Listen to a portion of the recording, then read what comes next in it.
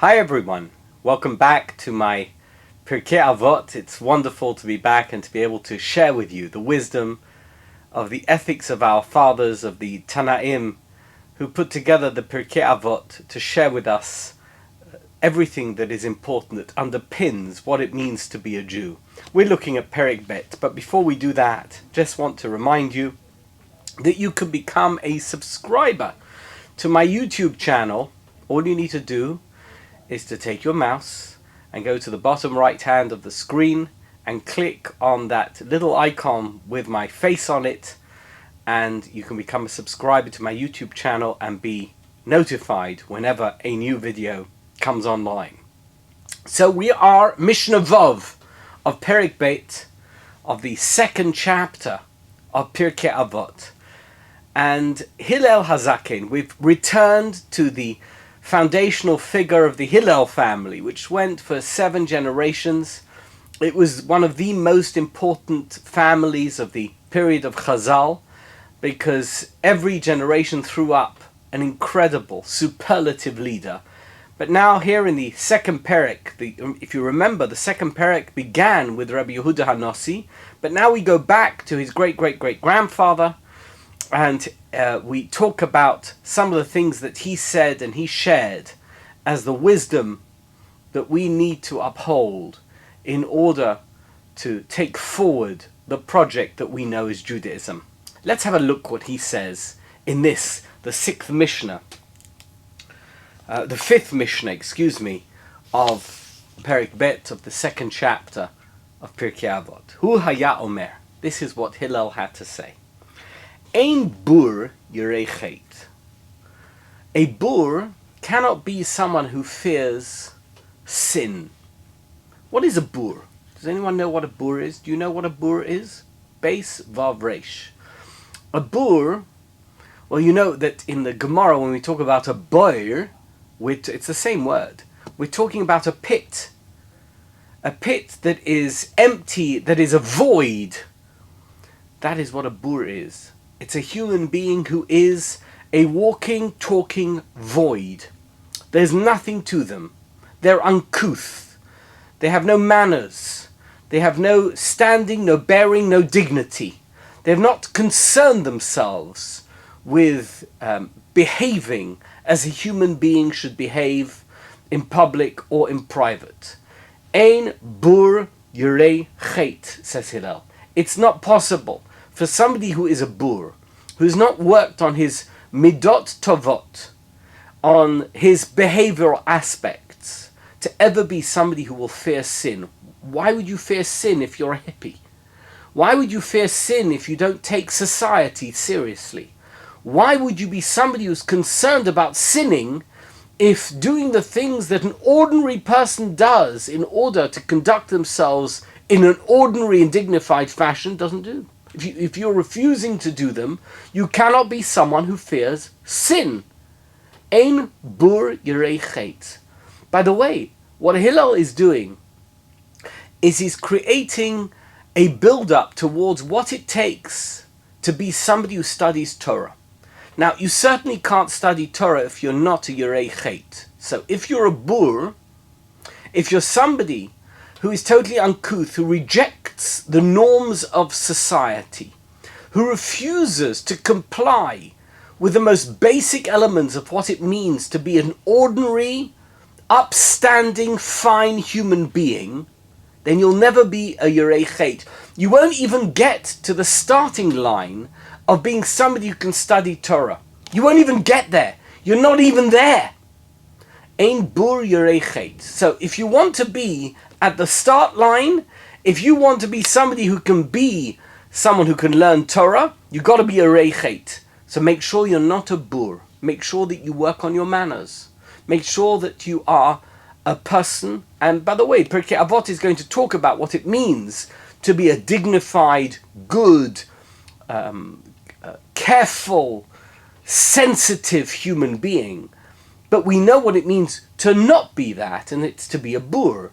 Ein boor yirei chet. And in order to be somebody who, and we're going to see in the next level in a moment, in order to be somebody who can at least embark on a journey of being close to Hashem and of fulfilling his duty as a human being who's been planted on this physical universe by God, you need to be a yirei chet. And if you are a boor, if you are somebody who is devoid of any kind of objective good behavior, what somebody would say, if you see somebody who's walking around in the street and is wearing torn or dirty clothes, then that person is a boor. Why? That person may be a wonderful person. He may have the potential to be a great individual. But as he is right now, he is a boor. Why? Because he is walking around in the street in such a way that he cannot conduct ordinary relationships with people around him. That is a boor. It doesn't mean that you're rude necessarily. It means that you are in some way repellent and repulsive. And that is a boor, and ein boor yirei chet. Because if you're a person who doesn't care what anybody thinks about you, for example, the homeless guy that walks around the streets and is extremely smelly or difficult to engage with, that person is going to do whatever they want. They don't care what anybody thinks about them because they've already abandoned any semblance of being an ordinary, normal person, and therefore they can do whatever they please. They can speak however they please, and they can do whatever they would like to do. And that being the case, they will never be a yirei chet, because if a sin comes in their, it's possible for them to commit a transgression against God, they'll just do it, because they'll say to themselves, who cares? What difference does it make? I am nothing, I am nobody. By the way, you're never a boor. Everybody can progress. Everybody can transcend that animal instinct of being a boor, just doing what it is that you want to do, when you want to do it, and how you want to do it. You can be a yirei chet. You can be somebody who's going to hold back, who's going to not do something, who's going to know that doing that thing is going to be a negative in your life. That's very important, says Hillel. That's the first stage. That's a platform. That's an introduction. Now, from introduction, we need chapter 1. What's chapter 1 of what it means to be somebody that God is going to take seriously? V'loi am ha'aretz chosid. Remember one very important thing, says Hillel. If you don't have knowledge, you can't be pious. I've met a lot of people who think they're extremely pious, but they don't know the basics of Jewish law. They have no concept of what it means to be a good Jew because they've never studied halacha. They don't know what it says in the Shulchan Aruch. They don't know what it says in the Mishnah Brura. They think that they're very special, but they are an am ha'aretz. They're very ordinary in terms of their knowledge. They're deficient in terms of what they know. And that being the case, they cannot be pious. They can't say to me, excuse me, you're doing something wrong. How would you know? Just because you've taken upon yourself to do something more than everybody else, that has nothing whatsoever to do with the requirements that are expected of you by the halacha. Ein am ha'aretz chosid, the very first stage of being a good and pious individual is to make sure that you are knowledgeable in every aspect of Jewish law and in every aspect of Jewish knowledge. Once you know as much as you can know of the basics of how you are meant to be running your life and how you are meant to be behaving as a good Jew, then you can decide to take on any extra things for yourself. You can say, you know what, I know that, I'll give you an example. Pesach is always a good example. I am a person who never eats chometz because I know the halacha that you're not allowed to eat chometz on Pesach. But I want to take on something extra. I don't want to eat gebroks. I don't want to eat any matzah that has become wet by being dipped in a fluid, in a liquid. Okay, that's a wonderful thing to do. You've decided to take upon yourself an extra thing. But by the way, do you know why you're not eating chometz? Do you know what Pesach is all about? Have you learnt the halachas of Pesach? Or have you just taken upon yourself a chumrah, a stringency, without knowing the basics of Jewish law? Says Hillel Hazokin, Ein Am Ha'aretz Chosid. Okay, you're not a boor, but you are an Am Ha'aretz. You don't know everything.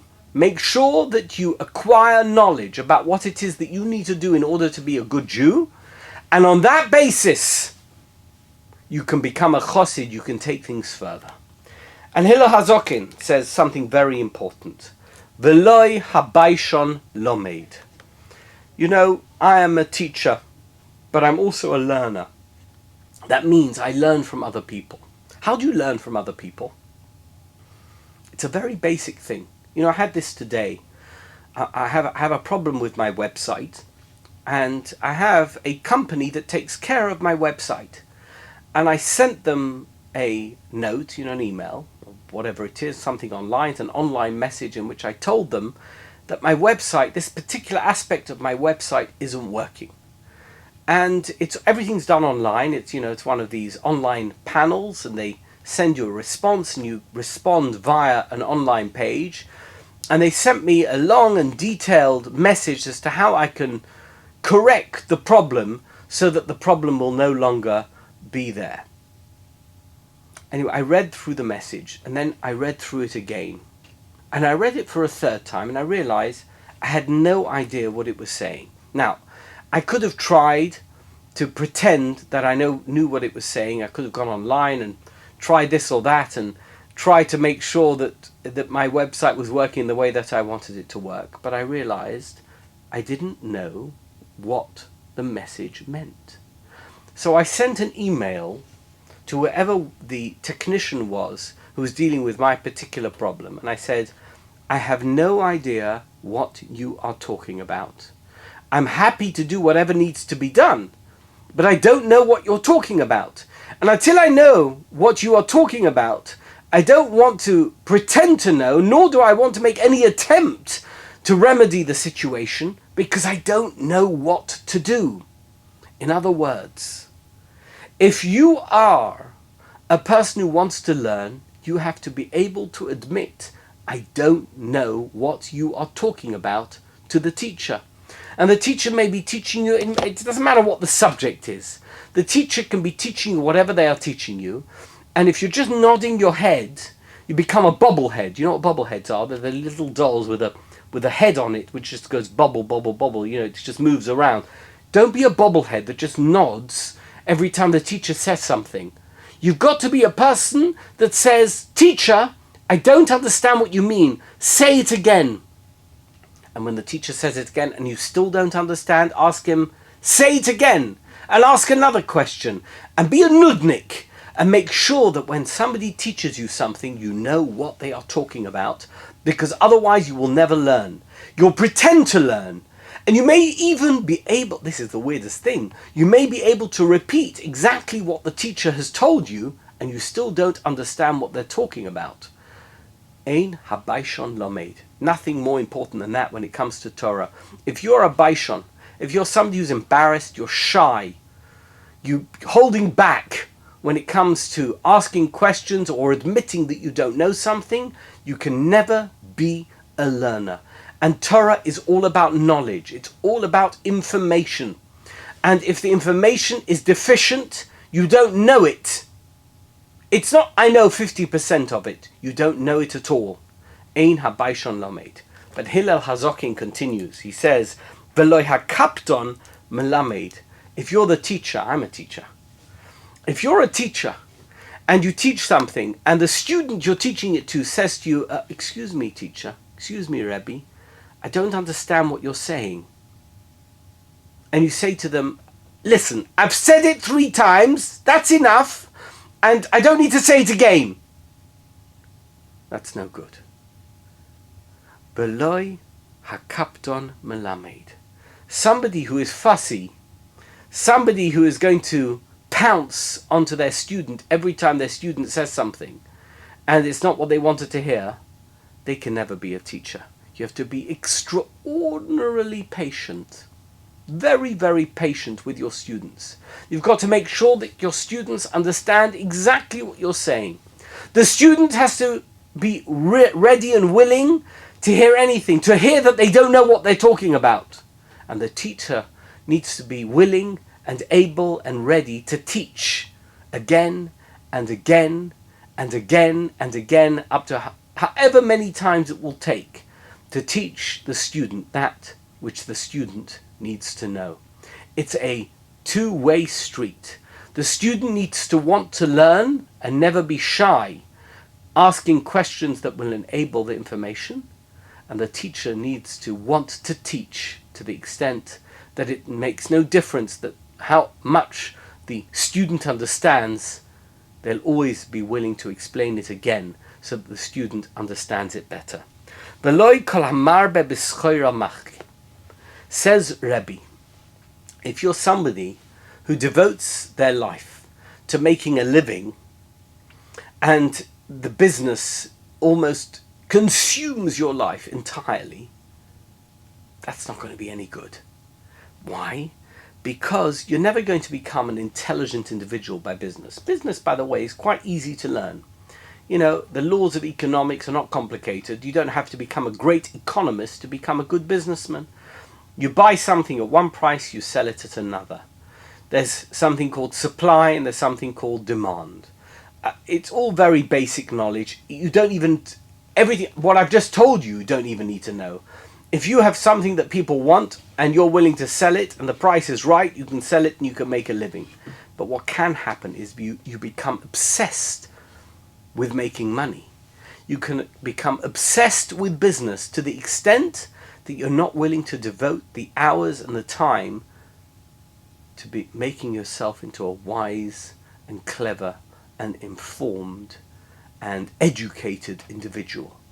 There's nothing more important than using your brain for something more than the basic functions of life. Yes, I need to walk. My brain, by the way, makes sure that I can walk, that one leg goes in front of the other, that they don't move forward at the same time.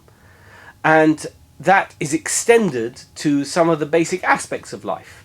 The fact that I can buy something at one price and sell it at another, that's business. But that just means I want to make money. But it doesn't make me wise. If I want to be wise, I have to study. If I want to be wise, I have to make sure that I have knowledge. And having knowledge is not going through the basic functions of life. By the way, it doesn't matter how sophisticated that is. You know, you could be somebody who's a great expert at derivatives, at financial products. You could be working in a bank, but it's all about making money. It's not about making yourself a wise individual. Making yourself a wise individual is studying topics and subjects and being involved in and knowledgeable about things that you don't need to know in order to survive. And by the way, as Jews, we are commanded, v'dibarta bam, that you should study Torah, that you should take the Torah and study it and know it even more. You should talk about it. You should make it a central motif of your life. That's never going to happen by somebody who's so involved in their business affairs that they don't have the time to devote to the study of Torah. Says Hillel HaZokin, "V'lo yichol hamarbe b'schoira machkim." People who are too involved in their business will never become chachamim.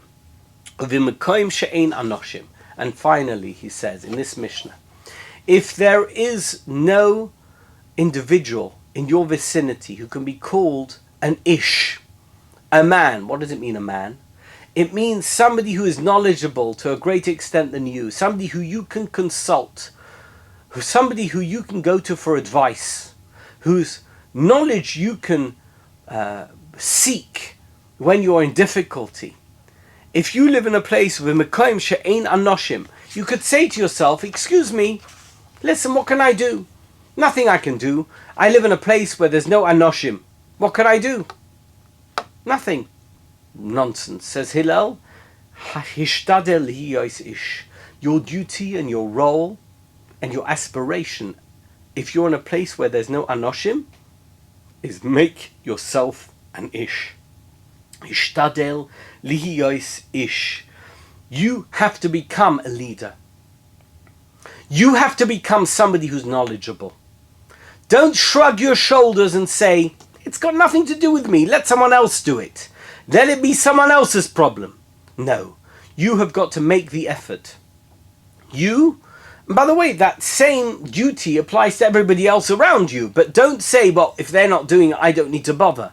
You have to worry about yourself in that situation. You're in a place, b'mokem she'ein ish, you have to become an ish. If there is no person who is capable of being a leader in your immediate vicinity because they don't have the knowledge, they don't have the experience, and they don't have the wisdom, then you have to acquire the knowledge, the wisdom, and the experience so that you can become a leader. That is your role. Hillel places a great burden of responsibility on all of us, every single one of us, all of you watching this video. You can be an ish. Don't rely on someone else to be an ish. Don't say when I've got a problem, I'm going to have to go to somebody else because I don't know what to do. You have to be somebody who can always know what to do. By the way, it doesn't mean you should never consult anyone, but you should always make sure that you have the necessary knowledge in any given situation, that you should be able to know what to do. And if you need to consult someone else because you want an unbiased opinion, a subjective opinion, that you can do so. But you yourself have to be somebody who's knowledgeable to the greatest extent possible. That is so important, says Hillel. You have got to be an ish in a place where there are no anoshim. Hishtadel lihiyos ish. You must be an ish. By the way, the word ish in Hebrew is the highest form of man. You know that Eskimos have many different words for snow. In Hebrew, there's a number of different words for a person. You know that the first person was not called Ish, he was called Odom. I'm not going to go into the details of that now, but he was called Odom for a particular reason. But the word that we generally use for an individual, for a person in Hebrew, is the word Ish. And Ish means it's the highest form of person. We would like to be the highest form of person, wouldn't you? I would. I'd like to be the highest form of person in a place where there is no ish. And you could say to yourself, well, in the last generation, there were great people, but in this generation, there are no great people, so what's the point? Never say that. In your generation, make sure that you are the greatest person that you can be. And don't worry about the fact that in the last generation, there may have been greater people, or that in the next generation, there may be some more sophisticated people. You be the best that you can be in any given situation. That is your role. Hishtadel lihiyos ish. Thank you so much for listening. And that is the 6th Mishnah in the 2nd Perek of Pirkei Avot. I look forward to sharing with you the 7th Mishnah in our next podcast. Thank you.